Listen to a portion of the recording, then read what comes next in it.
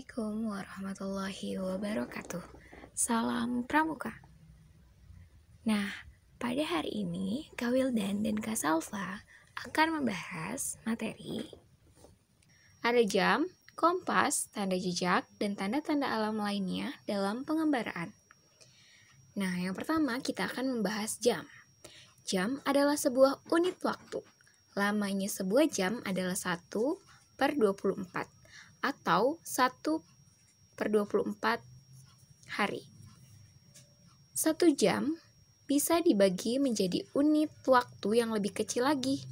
Jam juga sebagai alat yang digunakan untuk menunjukkan waktu.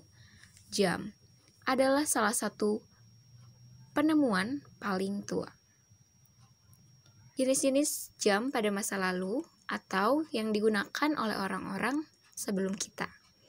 Yang pertama ini ada jam matahari. Di sini kakak-kakak dapat melihat di gambar yang pertama, itu jam yang digunakan dengan bantuan sinar matahari. Yang kedua itu ada jam air, seperti yang kakak-kakak bisa lihat sendiri pada gambar, dengan tetesan air. Itu juga dapat digunakan sebagai penunjuk waktu. Dan yang ketiga itu ada jam pasir. Ya, medianya dengan menggunakan pasir. Lalu selanjutnya kita akan membahas mengenai kompas. Kompas adalah alat bantu untuk menemukan arah mata angin. Di sini ada bagian-bagian dalam kompas. Yang pertama itu ada dial, yaitu pembuka di mana tertera angka dan huruf seperti pada permukaan jam. Yang kedua itu ada visir, yaitu untuk membidik sasaran. Yang ketiga ada kaca pembesar, berfungsi untuk membaca pada angka agar lebih terlihat dan lebih jelas. Lalu yang keempat ada jarum penunjuk. Yang kelima ada tutup dial dengan 2 garis bersudut 45 derajat. Dan yang keenam ada alat penggantung yang dapat digunakan sebagai alat penyangkut ibu jari untuk menompa kompas pada saat membidik sasaran. Di sini ada berbagai macam kompas. Kita dapat lihat yaitu yang pertama, kompas bidik atau prisma. Fungsi utamanya untuk mempermudah menghitung sudut sasaran bidik, tempat atau benda secara langsung. Lalu yang kedua ada kompas silva atau orienteering.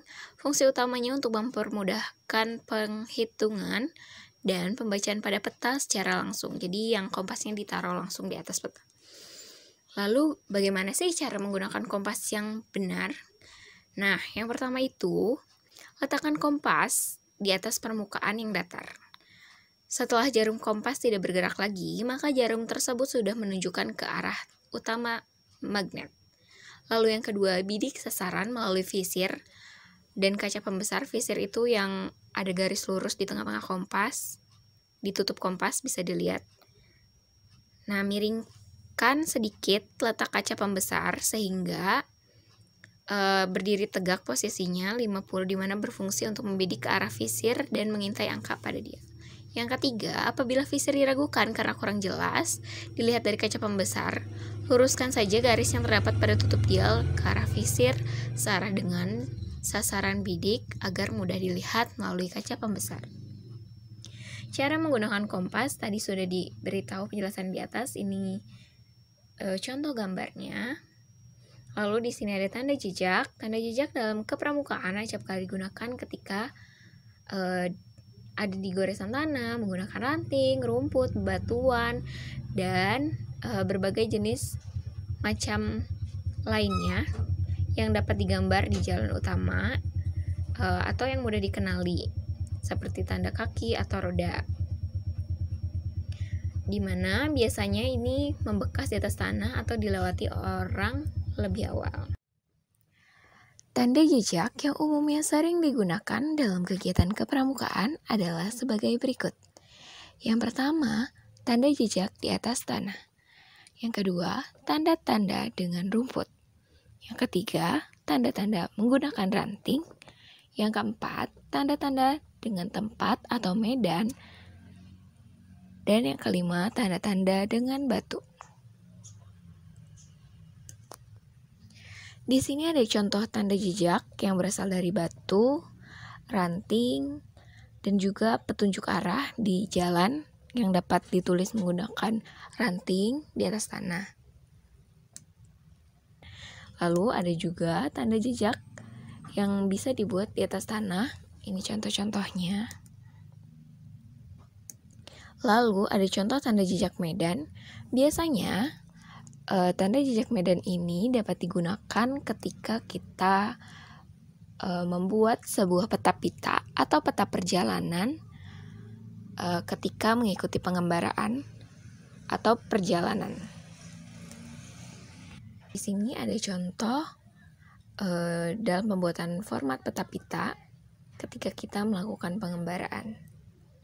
Jadi di sini ada nomor, waktu kita berjalan, terus jarak yang ditempuh, arahnya berapa derajat, lalu di kiri jalan ada bangunan apa saja, lalu di kanan jalan ada bangunan apa saja. Dan selanjutnya ada keterangan. Di sini bisa dijelaskan bagaimana perjalanannya yang telah ditempuh, sejauh apa, dan bagaimana kondisinya. Sekian materi yang dapat disampaikan, kurang lebihnya mohon maaf. Wassalamualaikum warahmatullahi wabarakatuh. Salam Pramuka.